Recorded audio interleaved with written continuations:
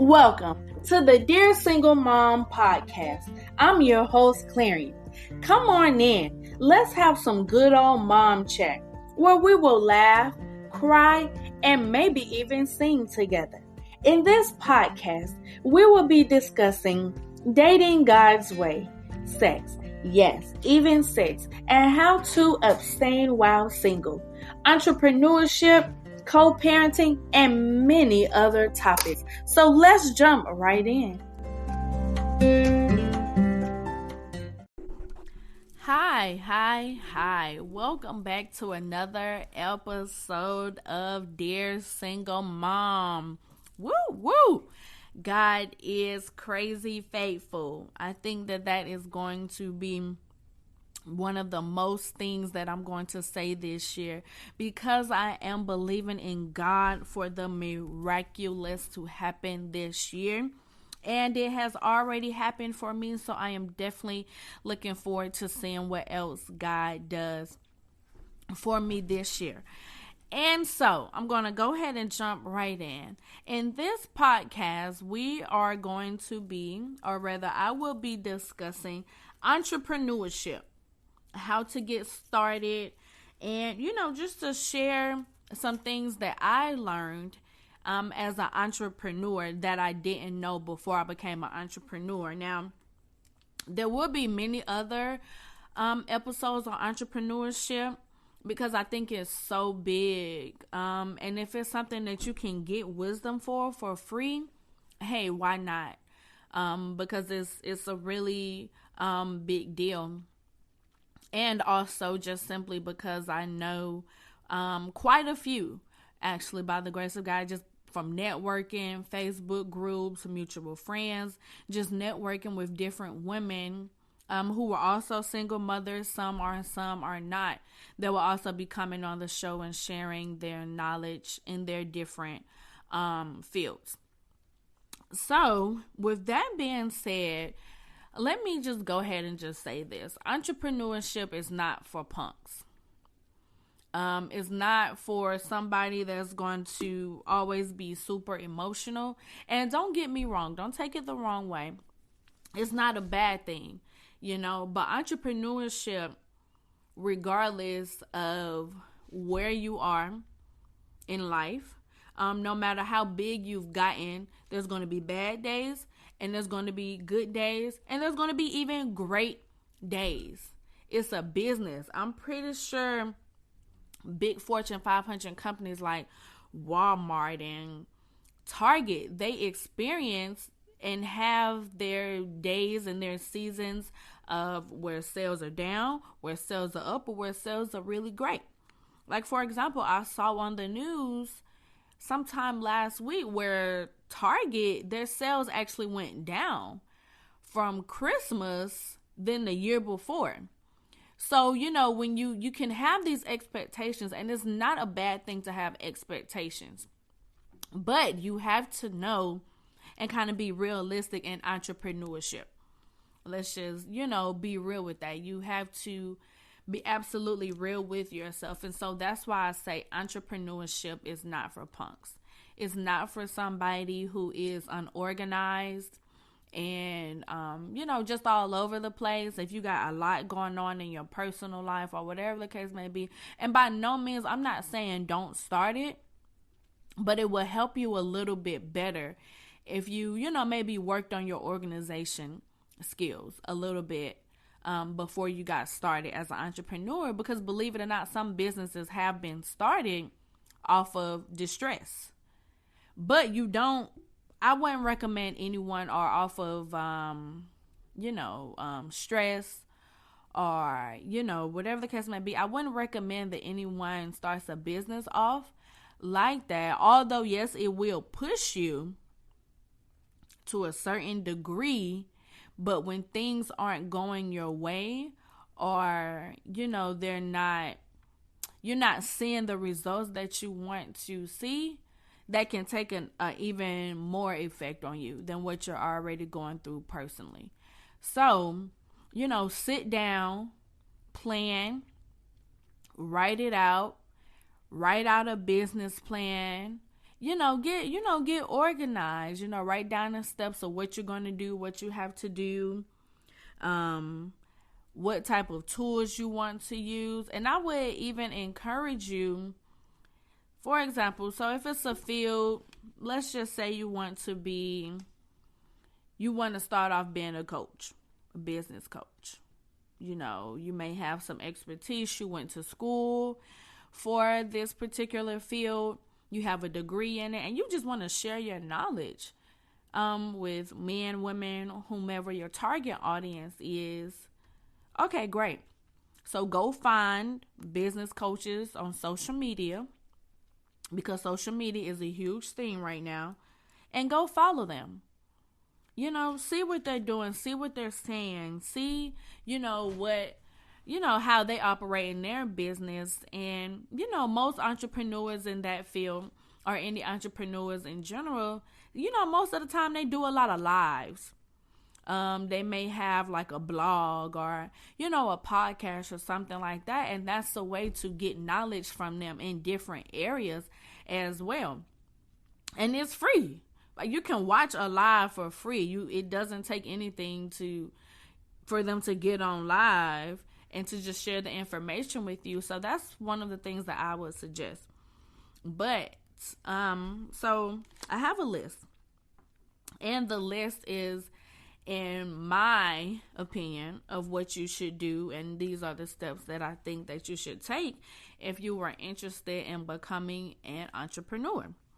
So the first thing I said was get established as a LLC, or if you want to do or choose to do a nonprofit. A nonprofit is a bit more tedious, and it's also more expensive to purchase. I know here in the state of Georgia, for a LLC, it's only $100. So you can even do something like that. Now, I'm not too, I don't have a lot of information on nonprofits. I just know about LLC. I know that with the LLC, it will allow you to be able to do business in multiple states versus a sole proprietorship or a partnership. They're different things, but different stipulations for each one. But the best go-to is a LLC, because again, you're able to have business and run your business in multiple states. So in Georgia, that's only $100, and you can go to georgia.gov, and they'll walk you through the steps. If you're not familiar with the terminology, hey, you got Google. Type in, hey, what's the meaning of this? What's the meaning of that? But it's fairly simple and easy. But yeah, so start off getting an LLC. The second step I would recommend is applying and getting a EIN number, which is an employer identification number. And this is used for tax purposes. I know a lot of y'all gonna like this, like tax write-offs. So like when you do a vending event, you're traveling for work, so you have to go out of state, or you're traveling, you can write off your mileage, your plane tickets, hotel fees. If you have a personal phone just for your business, you can use that for tax purposes. So you definitely want to have the EIN number, and definitely make sure that you are keeping account of things like that. Start you a folder, and all of your receipts, put them inside your folder or an envelope. Because when you start a business, you never know if the IRS is going to ask you for that information. QuickBooks is a perfect app to use. You can use on your computer or even on your phone, which is what I absolutely love about it. They have an option on the app where you can take a picture of your receipt, whatever it may be. So say you went and got something from the store, plane ticket, hotel cost, whatever it may be, you can take a picture of it and it automatically will save it on the app for you. So come around for tax season, if you're working with someone who uses the QuickBooks, hey, it's easier for them. They're just able to log in, or you can print out all of your transactions that you did from the previous year, hand it to your tax personnel person, and go from there. It's really, really simple. But again, I always say make sure you keep hard copies, or even if you don't keep hard copies and you don't like a lot of paper, well then save it. Get a drive, save on your computer, save it on that drive, and just keep those copies. And I would say at least keep those copies of those receipts for at least a minimum of 5 years. And I would even say 5 to 10 years, because you just never, ever know. And if I'm not mistaken, the IRS, unfortunately, they wait a couple of years before they get you, and then they send you this letter like, oh, you owe us $10,000 or $20,000, and you're like, wait a minute, because they wait. They let it sit, and they're watching your activity and things like that. So keep all of those receipts, hard copies, electronic copies, wherever it may be. I'm not sure, and I don't quite remember if QuickBooks saves it or not, but just go ahead and have your own copy for backup. Either way it goes. So also, with that being said, after that, and to get an EIN number, you can go to irs.gov/business. And when I started my EIN, or when I got my EIN number a couple years ago, it was free. So you really have no excuse not to get one. Next, I would say, hey, start up your social media pages for your business. Kind of get people curious as to what you're doing. Start putting like little hints and stuff out there, because one of the mistakes I made was I just launched. I didn't kind of give a forewarning to people. I didn't kind of let the curiosity build up with my audience. I just launched. And that was a huge mistake, because probably for the first, August, September, October, for the first 2 to 3 months, because I initially started out with my online boutique, I didn't get any sales for like 2 months after me opening. And then there was one sale, and then after that, it was another couple months. So you definitely want to strategically launch. I mean, when I say strategically launch to the T.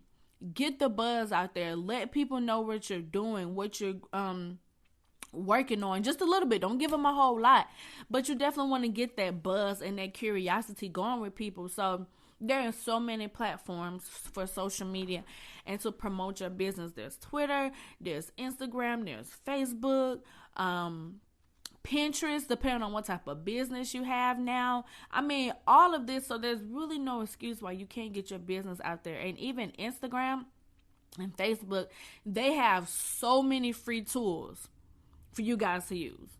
So like on Instagram, if you are a product-based entrepreneur, they have an option where you can tag your products into your post on your page, where you can tag your products on your Insta stories. You can go live. Facebook, every year they have this event that's free to entrepreneurs, where you can go and learn about marketing, the new things that they're doing, so much. And it's free, y'all. It's free. So y'all better get on that quick, because if I'm envisioning it correct, probably Instagram and Facebook probably gonna start charging. I give or take within the next 5 to 10 years. And as a businesswoman, I don't blame them, because they're giving and they're offering so much. Yes, they may lose some people, but hey, when you're giving out so much for free and people are using it and things like that, that's just what I'm just saying. I don't know. I'm not saying that. I haven't heard that. So don't go back and tell your girl, Facebook and Instagram gonna start charging to use it. That's not what I'm saying, but that's just what, hey, what could potentially happen.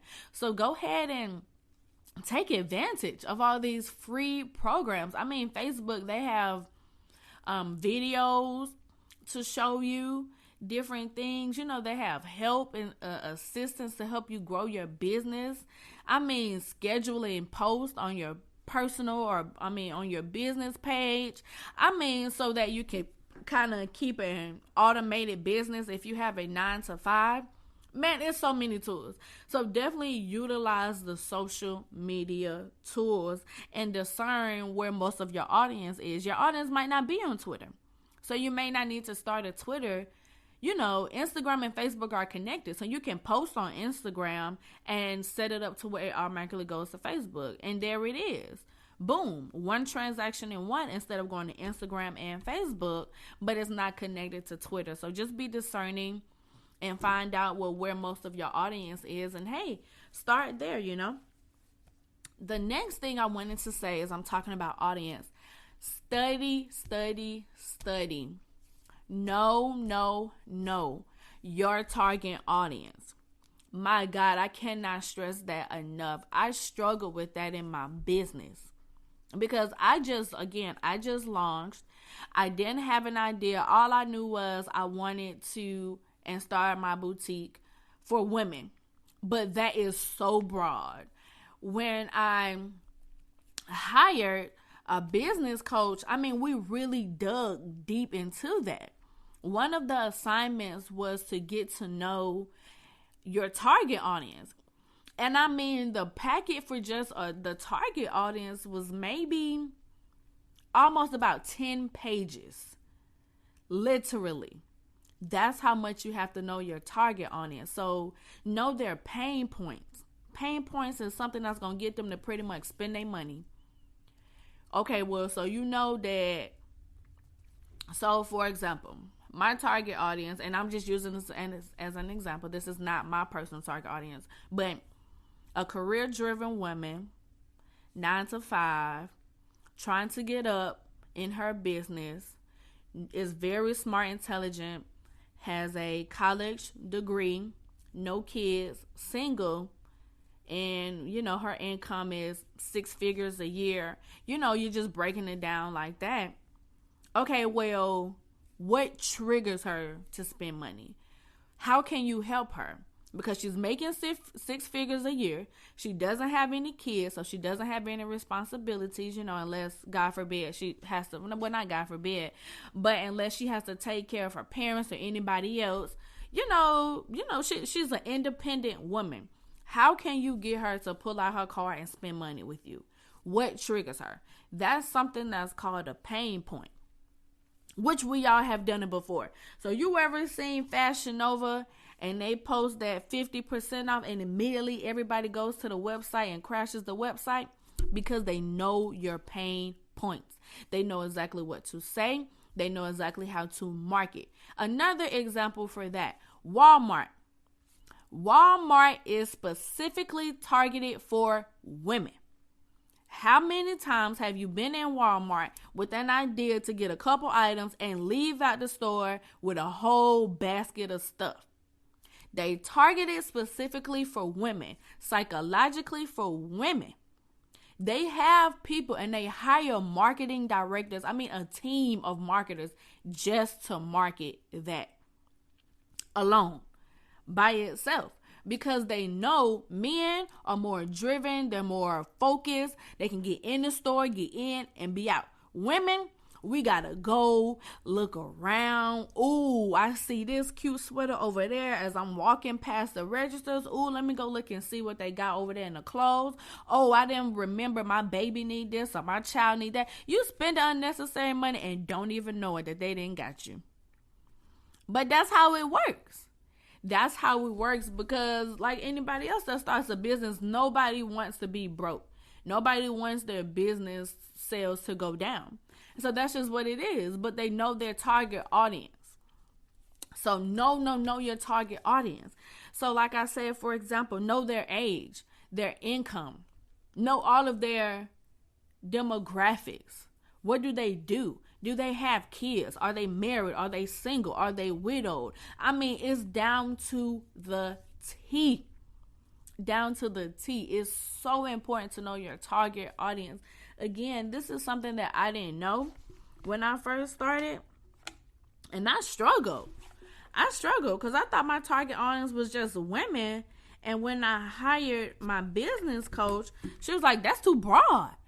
That's too broad. You can't just have women, and literally broke it down. Like when I say that packet just for the target audience alone was probably about 10 pages, I didn't know there can be so many questions or breakdown about our target audience. So yeah, it's deep. So the next thing, hey, you can't be afraid to fail, okay? And I'm going to come back to that. Set up some systems that help you run your business. Work smarter, not harder. Especially if you're still working your full-time 9 to 5. You don't have time to be sending out multiple emails to, your audience, But hey, you have MailChimp where hey, you can type up, hey, say like spend one day and you just write up and type up all your emails. Set them up to send out with MailChimp. There's an option where you can set them up and they send out on this day and time. And hey, it automatically goes out by itself. Boom, you done already sent out an email to market to your customers or to your, audience. Boom, it's already done. And you typed up them emails a week ago, but emails are still going out. Communication is still constant with your clients or your audience. Google have so many tools. You don't absolutely need a business email address. If you're just starting out, get you a little free Google account, because Google, they have different tools too, like Google Calendar to remind you of different events.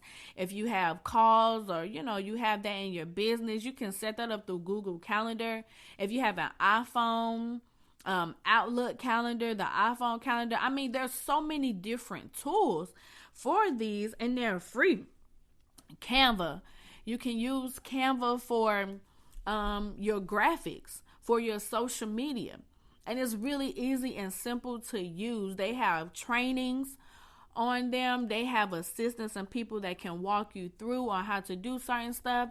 Even if you go to YouTube and type in how to design with Canva, a whole bunch of videos will pop up. And that's a free tool to use right there. It'll take you 30, maybe an hour to learn Canva, because it's really not that hard, guys. I'm telling you, I've been using Canva for the past 2-3 years, and it's changed me in my life. And it's really simple and easy to use. Now Canva they have a free option and a pay option, just like any other company. But hey, if you're just starting out, just play with it and get the free option, because you never know, you might find another program that you might like and that you may use. So start off with the free option. A scheduling program. So I use Acuity Scheduling. It's free. But again, they do have the different programs. So as you continue to grow in business and you need more, then you can go ahead and get the services that they purchase for. But Acuity Scheduling, and there's so many scheduling programs out here, and most of them will let you start and use it for free for a certain amount of time, and then there's some that allow you, like Acuity Scheduling, for it to be free until you prepare to grow your business. But find a scheduling program. Type in business on Google, business scheduling programs, and a whole list will come up, and you find that option that's best for you. Text messages.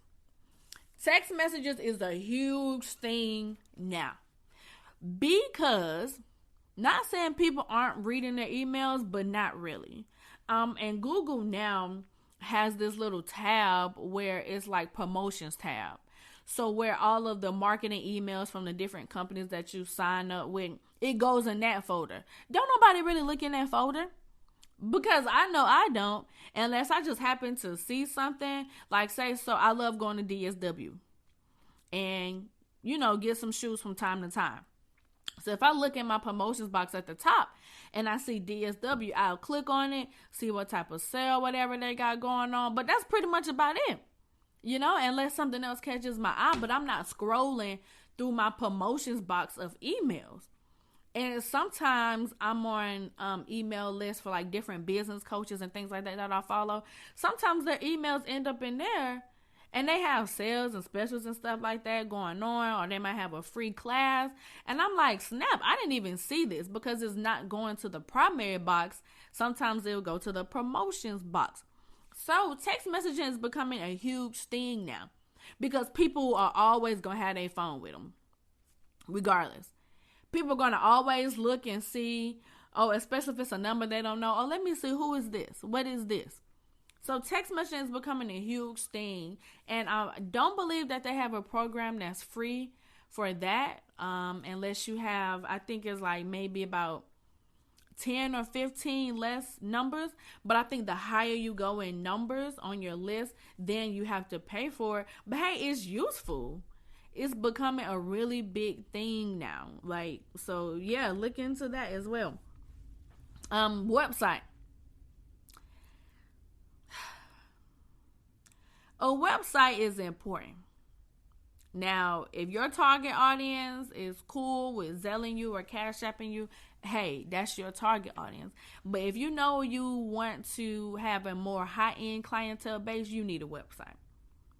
Point blank, period. And there are options out there for that as well, like WordPress, Squarespace, or Shopify. Those are the only three I would recommend. Do not use Wix.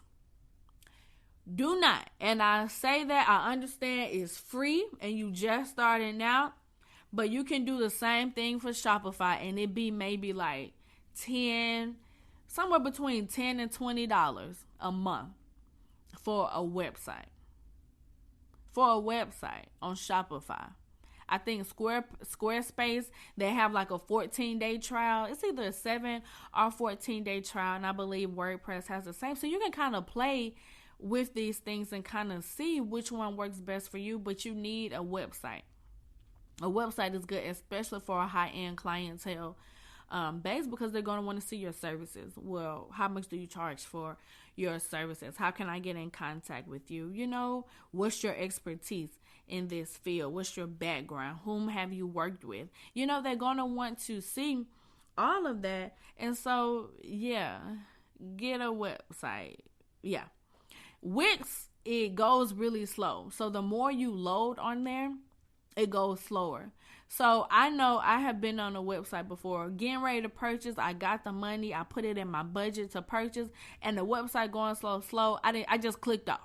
I just clicked off of it and then forgot completely all about it. And 9 times out of 10, I didn't go back. So you don't want to discourage people from shopping. You want people to spend their money, because you didn't start no business to be broke, right? I mean, who does? Nobody starts a business and be like, well, I guess I'm just going to continue to just keep living paycheck to paycheck. No, nobody has that mindset. Like, thank you, Lord, for giving me this vision. Now that you've given me this vision and this idea for the business, I need some coins to be made off of this guy. Like, yes, I'm definitely want to help people, but I still got bills to pay. God, you know, like that. So, yeah, don't use Wix. Even if it's free, it even looks cheap.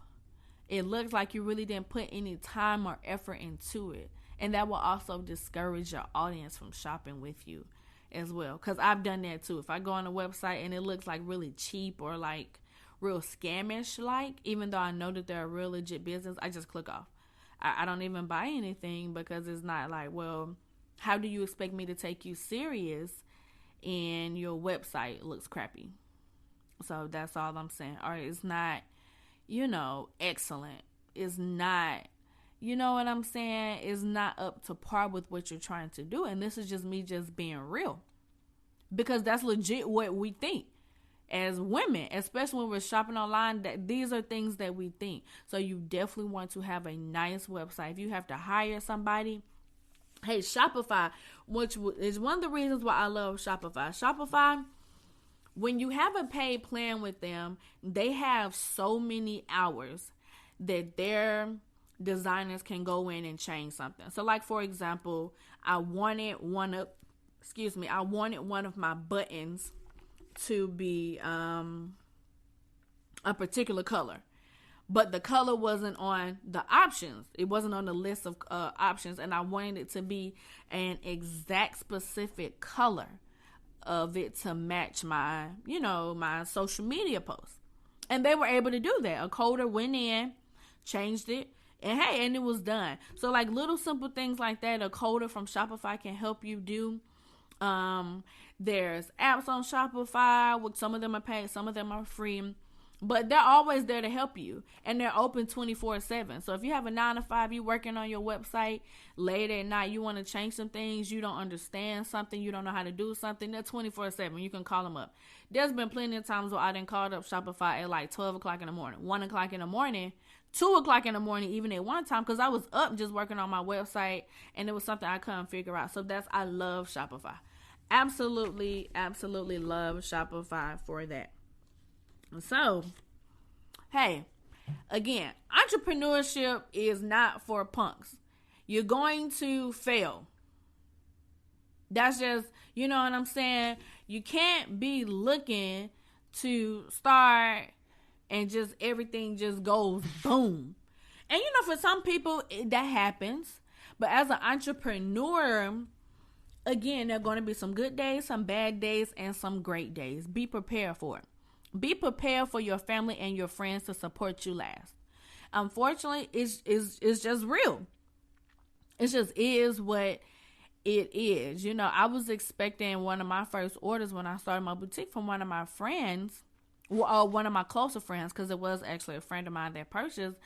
But no, they was like, yeah, congratulations, girl. We so proud of you. Da da da da da. And we're one of the last people to ever order from me. Or later people, not last, but one of the later people to order from me or from my website. So, and it's okay. The people who are going to probably support you the most are people who you never met on your social media, random people just going to your website. Hey, and it just is what it is. It just is what it is. And that's okay. So don't be discouraged by that. You take a failure, you pick yourself back up, and you keep going. You learn from your mistake, take the lessons, apply it to the next, and keep going. Also, before I end, I want to talk about something that's called SEO. Look into SEO. SEO is pretty much something that helps you target your audience all over the world based off of your wording, your content, your pictures, your picture size. Do you have music on your website? And Google has something that deals specifically with that, and Google Analytics. So whatever website you have, get Google Analytics. It's a free tool, and it can help you see, okay, well, this amount or this percentage of women have visited your site. This percentage of men have visited your site. And they'll give you the different states or countries where people are accessing your website. But SEO is definitely something you want to learn. When I learned that, it was truly a mind blower, a game changer, because I never knew something like that existed. And there are people out there who do use that and help you get seen more, versus than just always, posting on social media, but get seen on Google. Yeah. And be on that first page. And be at the top of the first page. Yeah. Because, with Google, they see your website and they base it off of SEO. Well, is it slow? Does it run fast? How many words does she have? Does she have these words or these words? And they go through a whole list. And how many of us go, when we type in something on Google, go to the second and the third page? I don't. I scroll and I stick to my first page. And then if it's absolutely something I'm just absolutely looking for, then I may go to the second page, but that's very rare. And SEO will help you get seen in those top few 5. So yeah, definitely look into that. It's something as well. So I am going to end with that note. Thank you so much for tuning in. Again, my name is Clarion Brown, and I am the host of Dear Single Mom podcast. If you want to reach out to me, you have any questions, you have any topics that you want to be discussed, any testimonies, which I'm definitely looking forward to, you can find me on Facebook at ION Brown. And my personal Instagram page is Clarion, CLARIONB_. I am also a fashion stylist. That page on Instagram is stylist Clarion B_. And again, also, if you would also like to support this cause, monetary, you want to be a guest, whatever it may be, you can find me and reach me on those social media avenues. And again, anything, questions, testimonies, you want to give towards this cause or whatever, or just whatever. You just want to say something, you want to be a guest, you can definitely almost find me on those social media avenues. And again, this has been another episode of Dear Single Mom Podcast. I'm out. Talk to you next episode.